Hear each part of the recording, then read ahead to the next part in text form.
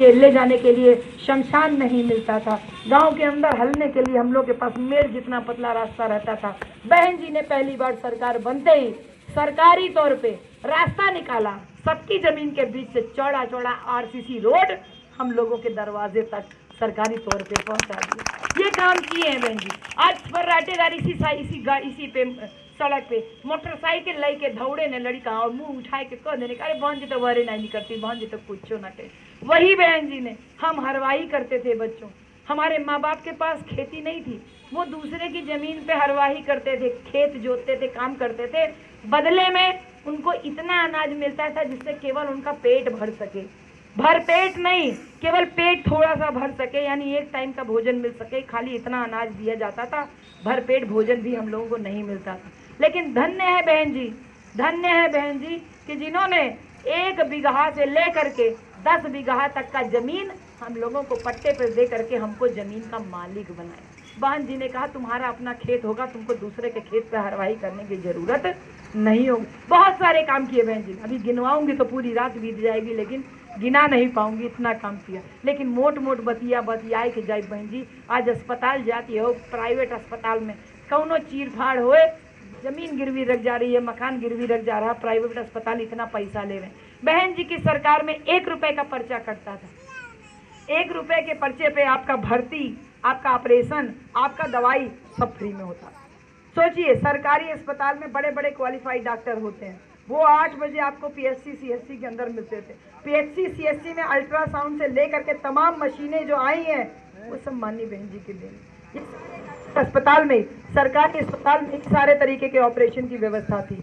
आज का ये हालत देख लीजिए, सरकारी में तो डॉक्टर ढूंढने से नहीं मिलता है, बाकी प्राइवेट अस्पतालों का खूब सारा लाइन लगा है, जो हम जनता, गरीब जनता का खून पसीना का कमाई को चूस रहे हैं। किसी को एक ठो आया रहा लखनऊ के बड़ियार अस्पताल के, जो ने के अस्पताल कहत रहा 8 लाख रुपये जमा कर, इनके हिये ब्लाकेज है, यहाँ ब्लाकेज है, 4 ठे आर्टरी ब्लॉक कर गई है, तुरंत ऑपरेशन करना पड़ेगा।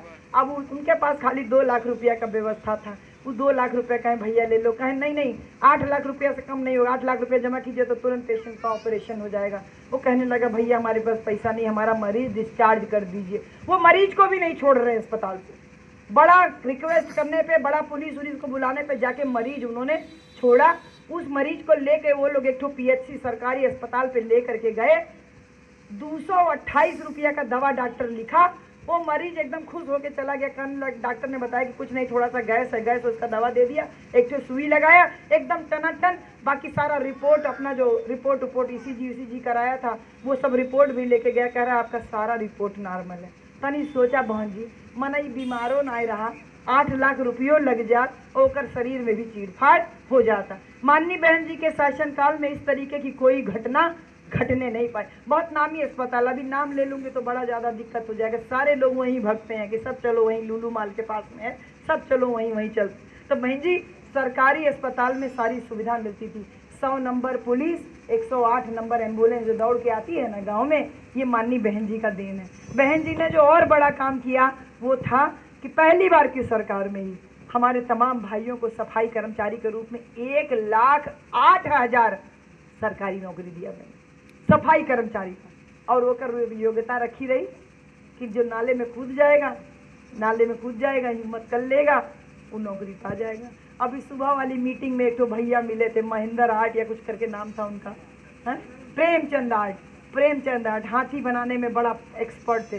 कहा बहन जी मेरे को भी नौकरी मिल रही थी बहन जी की सरकार में, लेकिन मैं नहीं पाया।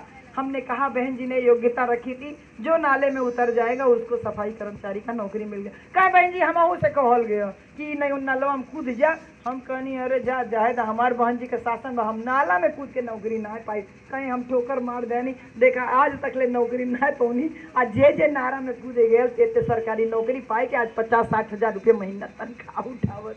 तो बहन जी का कितना बड़ा सोच था बहन जी। इस सोच को तमाम तथाकथित सवर्ण बिरादरियों ने इसका लाभ उठाया। वो कूदी नाले में नौकरी मिला, हर गांव में एक नौकरी पहुंचे, ये बहन जी का वादा था, ये बहन जी का सपना था। और उसके साथ साथ पहली बार की सरकार में 2.5 लाख पुलिस कांस्टेबल का भर्ती बहन जी ने किया। पहली बार की सरकार कितना दिन चली? आप बूथ पे हो ना भैया, आप बूथ पे हो ना? पहली बार सरकार कितना दिन चली पता है आपको? 1995 की पहली बार की सरकार चली, मात्र 3 महीना। मात्र 4 महीना 13 दिन की सरकार में सोचो, एक महिला मुख्यमंत्री ने प्रधान जी कितना बड़ा काम कर दिया।